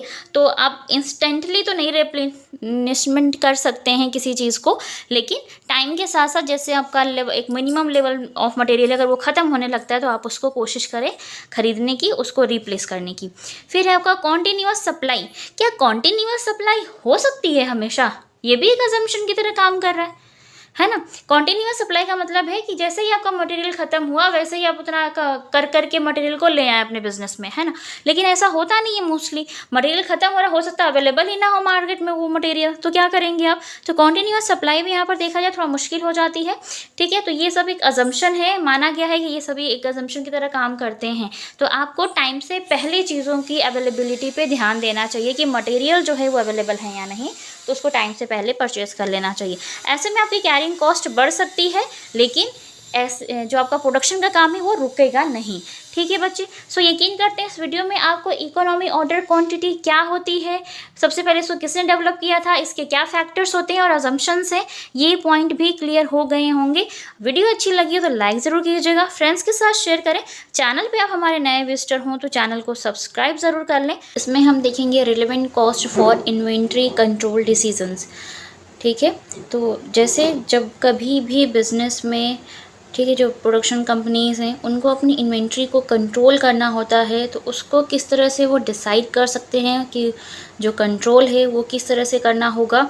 उसके लिए जो रिलेवेंट कॉस्ट यहाँ पे मैटर करती हैं उसकी हम बात करेंगे, वन बाय वन डिटेल में बात करेंगे, और कैसे हम उसको फाइंड आउट करते हैं इस पर भी बात करेंगे। तो वीडियो के साथ इन तक बने रहिएगा ताकि हर एक पॉइंट आपको अच्छे से क्लियर हो जाए। फर्स्ट पॉइंट की यहाँ पर हम बात करें तो किसी भी इन्वेंट्री को कंट्रोल करने के लिए उसका परचेज प्राइस या फिर जो प्रोडक्शन कॉस्ट होती है उसको जानना बहुत इम्पॉर्टेंट होता है कि वो जो मटेरियल है उसकी कितनी कॉस्ट है, अगर बाहर से परचेज़ किया गया है तो उसका परचेज़ प्राइस क्या है, अगर आपने खुद उस मटेरियल को बनाया है, प्रोड्यूस किया है, उसका प्रोडक्शन किया गया है, ठीक है, तो फिर उसकी प्रोडक्शन कॉस्ट कितनी आ रही है, ठीक। तो ये पहली इसकी रिलेवेंट कॉस्ट हो गई। आगे दो कॉस्ट और हैं, उनको भी हम डिटेल में डिस्कस करेंगे। तो चलिए देख लेते हैं सबसे पहले परचेज और production cost. If material is purchased from outside sources, ठीक है, अगर आप मटेरियल को बाहर से परचेज करते हैं, ठीक है, तो ऐसे केस में आप बोलते हैं कि परचेज प्राइस मटेरियल का इतना है, ठीक है। So the concept of purchase price और cost of purchase is use. तो यहाँ पर आप क्या वर्ड यूज़ करेंगे, या तो परचेज प्राइस यूज़ करेंगे या फिर cost of purchase word use किए जाएंगे यहाँ पर, ठीक है बच्चे। On the contrary, if it is produced within the organization, the term production cost is used. अगर organization में, ठीक है ना, organization क्या करती है, खुद ही उस प्रोडक्ट को या मटेरियल को प्रोड्यूस कर रही है, बना रही है, तो यहाँ पर हम जो यूज़ करेंगे वर्ड वो हो जाएगा आपका प्रोडक्शन कॉस्ट, ठीक है बच्चे, ये ध्यान रखिएगा। तो इस तरह से ये काम करते हैं। और इसके क्या अदर नेम्स होते हैं परचेज कॉस्ट के, या फिर जो आपका ये प्रोडक्शन कॉस्ट है उसको और किस नेम से जानते हैं, तो उसको हम नॉमिनल कॉस्ट भी बोलते हैं बच्चा, तो ये ध्यान रखना है आपको। So this cost that is purchase cost और production cost is also called as nominal cost बच्चा, ध्यान रखिएगा, इसको आप नॉमिनल कॉस्ट भी बोलते हैं। अब ये परचेज प्राइस जो होती है वो ये वैरी करेगी साइज़ ऑफ ऑर्डर के अकॉर्डिंग, ठीक है। जैसे साइज़ ऑफ ऑर्डर अगर बढ़ते हैं तो आपकी जो परचेज कॉस्ट है या फिर जो आपका प्रोडक्शन कॉस्ट है वो वैरी करेगा, लेकिन कॉस्ट पर यूनिट के अकॉर्डिंग ये कॉस्ट ज़्यादातर सिमिलर रहती है, ठीक है, कांस्टेंट रहती है, ज़्यादा चेंजेस नहीं आते हैं, ठीक है बच्चे। क्लियर हो गए होंगे ये पॉइंट कि पर यूनिट के अकॉर्डिंग जो आपकी प्रोडक्शन कॉस्ट है वो कांस्टेंट रहती है, लेकिन जो साइज़ ऑफ ऑर्डर है ना, क्वांटिटी जैसे जैसे बढ़ेगी तो जाहिर सी बात है प्राइस भी बढ़ेगा, चाहे वो परचेज प्राइस हो या प्रोडक्शन कॉस्ट हो, ठीक है, ये ध्यान रखिएगा। नेक्स्ट हम और कॉस्ट की बात कर लेते हैं जो इंपॉर्टेंट रोल प्ले करती है पूरी इन्वेंट्री को कंट्रोल करने के लिए। तो सेकेंड कॉस्ट की हम बात करते हैं जो कि आपका ऑर्डरिंग कॉस्ट और सेटअप कॉस्ट। ऑर्डरिंग कॉस्ट बच्चा कि जब आप एक बार ऑर्डर करते हैं, जो भी साइज़ ऑफ ऑर्डर है, जितनी भी क्वांटिटी का ऑर्डर आप कर रहे हैं एक टाइम में, उस पर जो कॉस्ट आएगी आप उसको बोलते हैं ऑर्डरिंग कॉस्ट, ठीक है। तो इसकी मीनिंग देख लीजिए, ordering cost is also known as procurement cost और एक्विजिशन कॉस्ट बच्चा, ठीक है। एक्विजिशन कॉस्ट यहाँ पे परचेज से भी रिलेटेड है, जब आप उसको एक्वायर कर रहे होते हैं तो यहाँ पर क्या होता है, जब आप ऑर्डर दे रहे हैं, ठीक है, तो उसको आप ऑर्डरिंग कॉस्ट बोलते हैं। अब ये ऑर्डरिंग कॉस्ट डिपेंड करती है, मान लीजिए आपने 100 यूनिट्स, समझ रहे हैं, 100 यूनिट्स के लिए एक बार ऑर्डर किया तो वहाँ पे ऑर्डरिंग कॉस्ट 10 रुपये पड़ी। लेकिन आप अगर बार बार 100 यूनिट्स मंगा रहे हैं, ठीक है, सपोज मान लीजिए आपकी जो रिक्वायरमेंट है वो है 200 यूनिट्स की, ठीक, अगर आप वो 200 यूनिट्स एक बार ऑर्डर करके मंगा लेते हैं तब तो ऑर्डरिंग कॉस्ट जो 10 रुपये थी वो 10 रुपये ही रहेगी।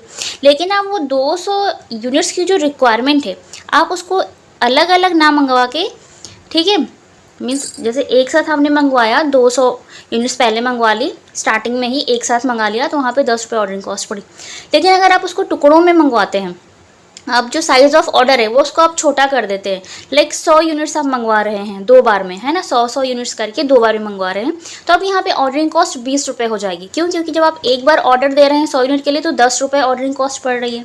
जब आपने दोबारा 100 यूनिट्स मंगाए तब भी आपको ऑर्डरिंग कॉस्ट 10 रुपये देनी पड़ी, तो यहाँ पर 20 रुपये ऑर्डरिंग कॉस्ट हो गई। तो जितने भी आपके ऑर्डर्स होंगे, जो नंबर ऑफ़ ऑर्डर्स होंगे उस पर डिपेंड करेगी आपकी ऑर्डरिंग कॉस्ट, ठीक है। तो जितने नंबर ऑफ़ ऑर्डर्स होंगे उतनी ज़्यादा बढ़ जाएगी आपकी ऑर्डरिंग कॉस्ट, ओके, ठीक है, ये ध्यान रखिएगा। So ordering cost includes cost of paper work. अब ये ऑर्डरिंग कॉस्ट होती क्या है? जब भी परचेज का काम किया जाता है बच्चा, तो वहाँ पे बहुत सारा पेपर वर्क होता है, तो उससे रिलेटेड जो एक्सपेंसेस होते हैं वो आपकी ऑर्डरिंग कॉस्ट में आ जाते हैं। सपोज़ आपने लेटर रेडी किया होगा, एक्विजिशन लेटर जो होता है, परचेज लेटर जिसको आप बोलते हैं, ऑर्डर लेटर, डिफरेंट डिपार्टमेंट्स से रिलेटेड, है ना, उस पर खर्चा किया होगा। फिर उसको postage involve in placing the order, postage expenses जो एक्सपेंडिचर हो जाते हैं वो यहाँ पे इन्वॉल्व होते हैं। And cost of inspection of goods और मटेरियल, जो भी आपने गुड्स या मटेरियल परचेज़ किया, जिसके लिए ऑर्डर दिया है, उसकी इंस्पेक्शन पे जो पैसे खर्च किए जा रहे हैं वो कॉस्ट यहाँ पर आ जाती है। And cost of accounting and making payments, जो भी आपने उस मटेरियल से रिलेटेड अकाउंटिंग का काम किया उस पर जो खर्चा आया, फिर जो पेमेंट्स किए हैं वो चीज़ें यहाँ पर इंक्लूड कर दी जाती हैं। तो ये सभी मिलकर ऑर्डरिंग कॉस्ट बन जाती हैं, ओके।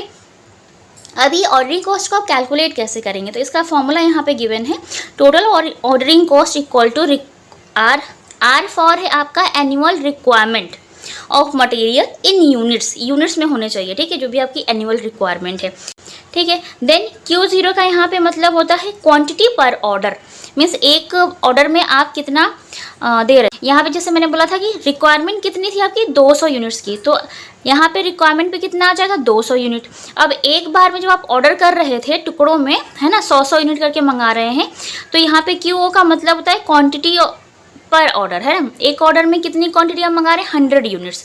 ये रिक्वायरमेंट है 200 यूनिट्स की, आप एक बार में मंगवा रहे हैं, ऑर्डर दे रहे हैं एक बार में कितना 100 यूनिट्स का, and multiply by cost of order, ये है आपकी कॉस्ट पर ऑर्डर, है ना। कॉस्ट पर ऑर्डर जैसे 10 रुपये बताया था कि 10 रुपये कॉस्ट पर ऑर्डर है, तो यहाँ पे वो 10 रुपये आ जाएगा, ठीक है बच्चा। तो ये है टोटल ऑर्डरिंग कॉस्ट को फाइंड आउट करने का फॉर्मूला। प्रैक्टिकल क्वेश्चंस को जब हम कराएंगे तो आपको बहुत इजीली आ जाएगा, ठीक है। तो समझिए होंगे आर फॉर क्या हो जाएगा आपका annual requirement of material in units, QO का मतलब है क्वांटिटी पर ऑर्डर, CO का मतलब होता है कॉस्ट पर ऑर्डर बच्चा, ठीक है। नेक्स्ट हम कॉस्ट देखते हैं जो कि है कैरिंग कॉस्ट, ओके। तो अब हम देखते हैं कैरिंग कॉस्ट और होल्डिंग कॉस्ट या हैंडलिंग कॉस्ट जिसे आप बोलते हैं, ठीक है बच्चे। ये बहुत इंपॉर्टेंट है क्योंकि यहाँ पे डिफरेंट टाइप्स की कॉस्ट आ जाती हैं, और फाइंड आउट करना कि कौन सा कैरिंग कॉस्ट से रिलेटेड है, कौन सा ऑर्डरिंग कॉस्ट से रिलेटेड होगा, प्रॉब्लम क्रिएट करता है। तो यहाँ पे सारी कॉस्ट को मैंने इंक्लूड किया है ताकि आपको हर एक पॉइंट क्लियर हो। सो कैरिंग कॉस्ट को आप देख लीजिए, आप इसको स्टोरेज कॉस्ट भी बोलते हैं, पोजीशन कॉस्ट भी बोलते हैं। And the main items to be included in holding cost are as follows. अब ऐसे से कौन से आइटम्स या एक्सपेंसेस हैं जिनको इंक्लूड किया जाता है होल्डिंग कॉस्ट में?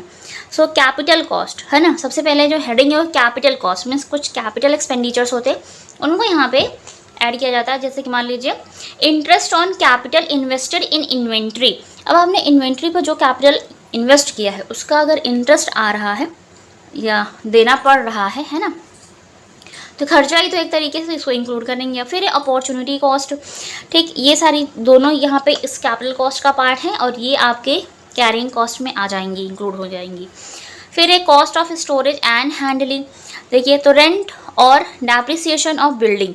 कौन सी बिल्डिंग? जहाँ पे आपने मटेरियल या इन्वेंट्री को स्टोर करके रखा हुआ है, उस बिल्डिंग का रेंट और डेप्रिसिएशन जो भी होगा यहाँ पर आएगा। ठीक है, फिर एक clerical cost of maintaining stock records. अब जैसे स्टॉक के जो रिकॉर्ड्स होते हैं उनको मेंटेन करना है, ठीक है, उस पर जो कॉस्ट आएगी, एक क्लर्क है वो काम कर रहा है तो आप उसको सैलरी पे कर रहे होंगे, ठीक है, तो वो सब यहाँ पर आ जाए। फिर एक्सपेंडिचर ऑन वॉचमैन, अब आपने स्टोर हाउस की देख रेख के लिए एक वॉचमैन भी रखा होगा, है ना, तो उसको यहाँ पर आप पे करेंगे तो वो भी आ जाएगा। फिर है cost of insurance of inventory and godown, अगर आपकी इन्वेंट्री और गोडाउन का इंश्योरेंस करवाया जा रहा है और उसकी कॉस्ट आ रही है, जो भी इंश्योरेंस प्रीमियम है वो यहाँ पर आएगा। फिर एक्सपेंडिचर ऑन लाइटिंग, जाहिर सी बात है आप अंधेरे में तो रखेंगे नहीं, वहाँ पे लाइटिंग की प्रॉपर व्यवस्था होगी तो उसका खर्चा यहाँ पर आ जाएगा। फिर expenditure on internal handling of material, अब इंटरनली जिस तरह से उसको हैंडल किया जा रहा है इन्वेंट्री को या मटेरियल को, उस पर जो भी खर्चा आएगा वो यहाँ पर आ जाएगा। फिर एक्सपेंडिचर ऑन इक्विपमेंट्स, कुछ इक्विपमेंट्स भी यूज़ किए जा रहे होंगे उसको अच्छे से संभालने के लिए, तो यहाँ पर आ जाएंगे उसके खर्चे। देन आपका आता है cost of obsolescence and deterioration expenses, तो यहाँ पर अगर उसकी कॉस्ट की बात करें तो ऑब्सोलेसेंस का मतलब होता है बच्चा कि किसी भी वजह से जब आपका मटेरियल लॉस में चला जाता है या उसका लॉस हो जाता है, loss due to obsolescence means कहते नहीं प्रचलन से बाहर चले जाना, यूज़ में नहीं आया, ख़राब हो गया, है ना, तो यहाँ पर उसकी कॉस्ट आ जाएगी, उसका लॉस आ जाएगा। फिर है deterioration cost due to reduction in weight, change of colour, decrease in inner contents etcetera, इसकी वजह से अगर उसमें कुछ कमी आती है, लॉस होता है ना, तो उसकी कॉस्ट यहाँ पर आ जाएगी, क्योंकि लॉस हो रहा है तो खर्चा बढ़ ही रहा है एक तरीके से, ठीक है। फिर यहाँ पे पिल्फरेज एटसेट्रा, तो यहाँ पे इस तरह के खर्चे जो भी होंगे वो आ जाएंगे किसमें, कैरिंग कॉस्ट या फिर होल्डिंग कॉस्ट में। अब कैरिंग कॉस्ट और होल्डिंग कॉस्ट को कैसे फाइंड आउट करेंगे, उसके फॉर्मूले की बात कर लेते हैं हम। ये देखते हैं टोटल होल्डिंग या फिर कैरिंग कॉस्ट कैसे कैलकुलेट करते हैं। QO का मतलब है बच्चा यहाँ पर साइज ऑफ ऑर्डर या फिर क्वांटिटी ऑफ ऑर्डर, ठीक है, divide by 2 and multiply by holding cost, multiply by holding cost, ठीक है, समझ गए होंगे। अब यहाँ पर ये जो डिवाइड बाय 2 है, बहुत बच्चे पूछते हैं मैम ये फॉर्मूले में 2 क्यों यूज़ करते हैं। देखिए बच्चे यहाँ पर ना एवरेज स्टॉक को माना जाता है और एवरेज स्टॉक का रूल आपको पता है, opening plus closing divide by 2, इसलिए यहाँ पे 2 लेते हैं हम, ठीक है। तो यहाँ पे नोटेड है, यहाँ it may be noted that holding cost is calculated on the basis of average stock, जब एवरेज स्टॉक के बेसिस पे कैलकुलेट करते हैं, and hence Q0 is divided by 2, समझ गए, जो भी आपका साइज ऑफ ऑर्डर है उसको 2 से डिवाइड करना होगा। अब हम बात कर लेते हैं सबसे लास्ट में total cost of inventory. So total cost of inventory जब आपको पता चलेगा तभी तो आप इन्वेंट्री को कंट्रोल कर पाएंगे कि खर्चा ज़्यादा हो रहा है या कम हो रहा है, ठीक है।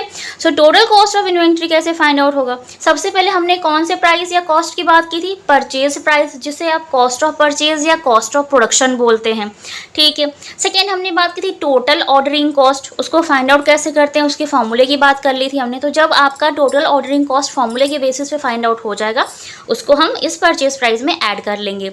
देन उसके बाद हमने अभी बात की टोटल कैरिंग कॉस्ट की, तो जब भी आपका टोटल कैरिंग कॉस्ट आ जाएगा तो आपको उसको यहाँ पर क्या करना है, ऐड कर लेना है। तो इन तीनों कॉस्ट को आपस में ऐड करने के बाद जो आएगा अमाउंट वो होता है टोटल कॉस्ट ऑफ इन्वेंट्री। बच्चे क्लियर हुआ इतना सारा पॉइंट, इन सभी क्वेश्चंस को, सारे फॉर्मूले को हम प्रैक्टिकल क्वेश्चन करके दिखाएंगे सॉल्व कि कैसे इसको आपको अप्लाई करना है, ठीक है। यकीन करती हूँ इस वीडियो में आपको सारे पॉइंट अच्छे से क्लियर हो गए होंगे, और अगर मैं आपको अच्छे से समझा पाई हूँ तो कमेंट सेक्शन में कमेंट करके ज़रूर बताएं।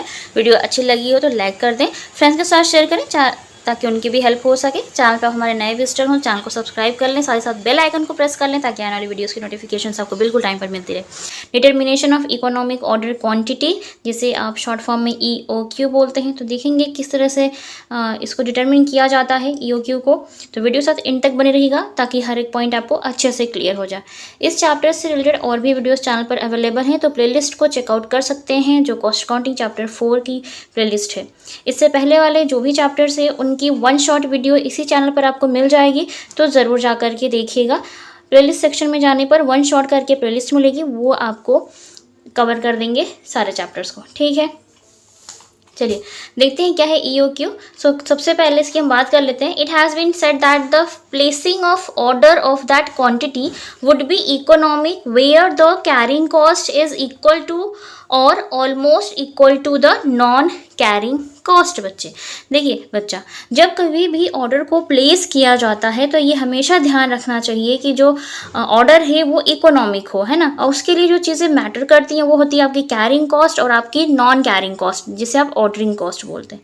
ओके, तो कैरिंग कॉस्ट और नॉन कैरिंग कॉस्ट जो होती हैं ऑलमोस्ट सेम होती हैं, इक्वल होती हैं एक दूसरे के। तो हमें क्या ध्यान रखना है कि कैसा होना चाहिए आपका ऑर्डर इकोनॉमिक होना चाहिए। ठीक है, तो यहाँ पे कुछ हम इंफॉर्मेशन की बात कर लेते हैं जिसके बेसिस पे डिटरमिन किया जाता है EOQ को। Okay, so the following information और data is necessary to calculate the economic order quantity. First point यहाँ पे हम बात करेंगे वो है आपका एनुअल यूसेज इन यूनिट्स, जिसे आप एनुअल रिक्वायरमेंट भी बोलते हैं कि साल भर में आपको कितनी यूनिट्स की ज़रूरत पड़ने वाली है। ठीक है, तो उसकी हम बात करेंगे जिसे आप बोलते हैं total units to be purchased yearly. Means yearly जितनी भी यूनिट्स परचेज की जा रही हैं उसको ध्यान दिया जाता है। ओके, फिर सेकेंड है आपका कॉस्ट ऑफ प्लेसिंग पर ऑर्डर। मीन्स जो आपकी ऑर्डरिंग कॉस्ट है पर ऑर्डर के अकॉर्डिंग वो कितनी है, that is non carrying cost per order. ठीक है, आप ऑर्डरिंग कॉस्ट को नॉन कैरिंग कॉस्ट भी बोलते हैं बच्चे, तो ये ध्यान रखिएगा। अगर हम एग्जांपल की बात करें कि ऑर्डरिंग कॉस्ट कौन कौन सी होती है, तो जो क्लेरिकल कॉस्ट होती है वो आ जाती है, स्टेशनरी के चार्जेस यहाँ पे आ जाते हैं, पोस्टेज एक्सपेंसेस आ जाते हैं, टेलीफोन एंड ट्रांसपोर्ट एक्सपेंसेस यहाँ पर आ जाते हैं बच्चे। ठीक है, किसमें, नॉन कैरिंग कॉस्ट में, या फिर जिसे आप बोलते हैं ordering cost. Clear. Third point की अगर हम यहाँ पे बात करें बच्चा, तो वो है आपका, वो देख सकते हैं annual carrying cost per unit. Annual carrying cost जिसे आप कैरिंग कॉस्ट बोलते हैं, दैट मीन्स कि एक साल में कितनी कैरिंग कॉस्ट आ रही है, उस सामान के रख रखाव पे कितना खर्चा किया जा रहा है, that is carrying cost percentage into price of 1 unit. हमेशा ज़्यादातर जो होता है वो जो कैरिंग कॉस्ट गिवन होती है बच्चा, वो परसेंटेज में गिवन होती है। आप प्रैक्टिकल क्वेश्चंस जब देखेंगे तो वहाँ पर परसेंटेज में दिया होता है। तो आप इसको कैसे फाइंड आउट करेंगे, तो जो प्राइस है ना, एक यूनिट का जो प्राइस है उस पर उसको कैलकुलेट करेंगे। ठीक है, to be applied on the average inventory. ठीक है बच्चा, ये ध्यान रखिएगा कि परसेंटेज अगर दिया है तो पर यूनिट कॉस्ट जो भी है उस पर हम चार्ज करेंगे। ठीक, क्लियर हुआ इतना पॉइंट। यकीन करती हूँ इस वीडियो में आपको EOQ का डिटर्मिनेशन में कौन कौन से ऐसे इन्फॉर्मेशन है जो इंपॉर्टेंट रोल प्ले करती हैं और पता होना चाहिए आपको, तभी आप उसे आसानी से कैलकुलेट कर पाएंगे।